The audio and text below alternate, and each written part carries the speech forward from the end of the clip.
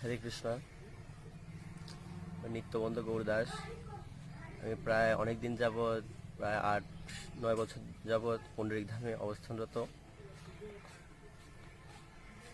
এই যে ধামের মধ্যে এত সমস্যা চলছে, যে বিষয়গুলো আগে থেকে চলে আসছে, বাট এগুলো নিয়ে তদারকি করতাম না, বা এই বিষয়ে কিছু বললেও বা কাউরে বলার মতো সেরকম গিয়েছিল না। কিন্তু হঠাৎ আমি কিছুদিন যাবো আবার দেখতেছি কি অতিরিক্ত ছেলেদের উপর নির্যাতন হচ্ছে, বা মাঝে মাঝে এমনই দেখি ওখানে অনেক ধরনের গন্ডগোলও চলছে ধামের মধ্যে।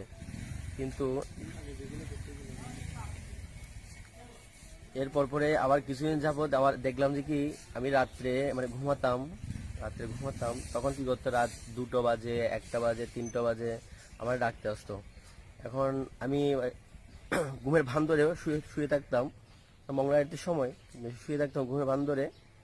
তখন কি করতো, বিরক্ত হয়ে দরজার মধ্যে ধুম ধুম ধুম করে বাড়ি দিত, আওয়াজ দিত, প্রচুর পরিমাণে আওয়াজ দিত।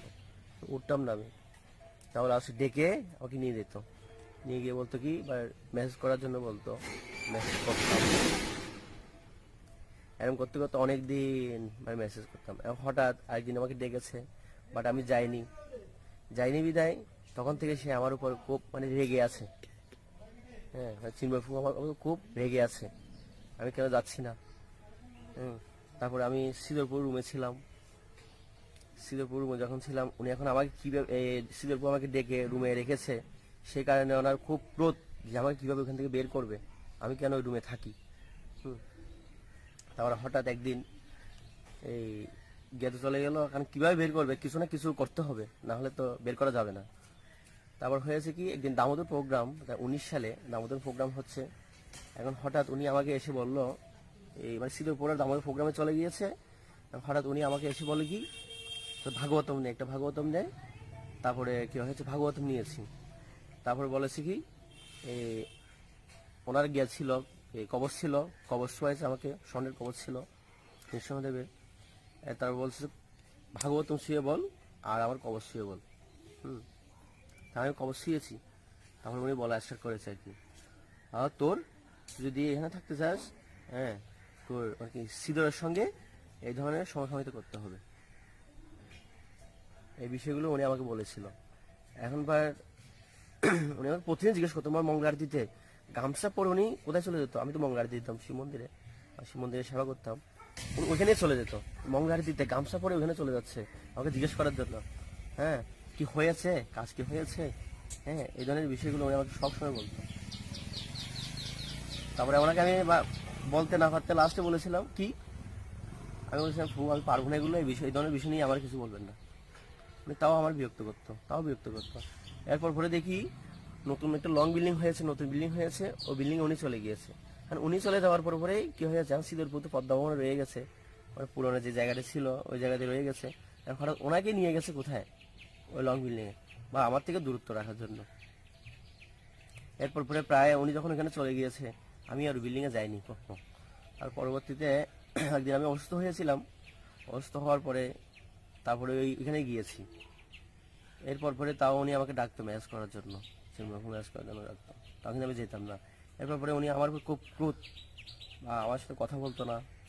হ্যাঁ, তারপরে এক ভক্তকে তারপরে আমাকে ঠ্যাস মারামারি হতো, অনেক ধরনের ঠ্যাস দিত। তারপরে এরপর পরে ওনার সাথে আমার খুব ভালো একটা ঘনিষ্ঠ ছিল না, বা ওনার সাথে কথা হতো না।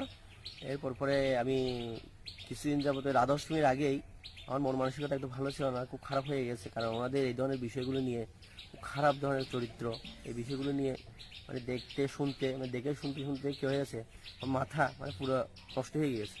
আবার কি হয়েছে, আমি বলেছিলাম কি আমি এখান থেকে চলে যাব। তারপরে আমি বলছি আমি রাধাষ্টমীর পরেই চলে যাব, এরকম বলে রাধাষ্টমী গেল। এরপর আমি ধামে ছিলাম। এর মধ্যেই দেখি অনেক ধরনের সমস্যা, এই যে গুরুকুলের বাচ্চাদের উপর যে নির্যাতনগুলো হচ্ছে, হ্যাঁ, জঘন্যতম অপরাধ কিন্তু এগুলো সমস্যাগুলো।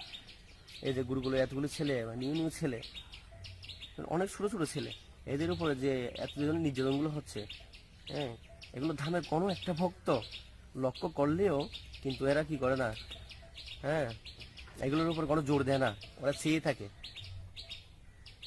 কারণ ধর্মের মধ্যে যে ভক্তগুলো আছে ওগুলো হচ্ছে পদের লালসায় সবাই ওরা মোহিত হয়ে গেছে, ওদেরকে পদ দিবে পদ দিবে, হ্যাঁ, একজনকে প্রেসিডেন্ট বানাবে, একে সেক্রেটারি বানাবে ধামের, হ্যাঁ, সবাই এই বিষয়গুলোর প্রতি কি হয়ে গেছে, মোহিত হয়ে গেছে। এই কারণে এই ছোটো ছোটো বাচ্চাদের উপর এত নির্যাতন চলতেছে, হ্যাঁ, ওরা কোনোই কিছুই বলে না। এই যে ছোটো ছোটো বাচ্চাদের উপর কি হয়েছে, আর বাচ্চাগুলো ধামে দিয়েছে কি জন্য, লেখাপড়া করার জন্য। আর পরিবারে ওরা মা বাবা সহ্য করতে পারতেছে না বিদায় ওদের দুষ্টমিগুলা, এ কারণে দিয়েছে কি গুরুকুলে ওরা ভালো করে শিক্ষা লাভ করবে। এখন এখানে আসার পরে ওদেরকে যদি যে জায়গায় শিক্ষা লাভ দিবে সে জায়গায় ওদেরকে যদি বেকারিতে সেবা করায়, হ্যাঁ, বেকারিতে সেবা করাচ্ছে, মানে সারাদিন সকাল 6টা থেকে সন্ধ্যা 6টা 8টা 9টা পর্যন্ত সেবা করায়, এরপরে ওরা রুমে যাচ্ছে। মানে ওদের কাছ থেকে আমি যেগুলো শুনেছি সেগুলো বলতেছি।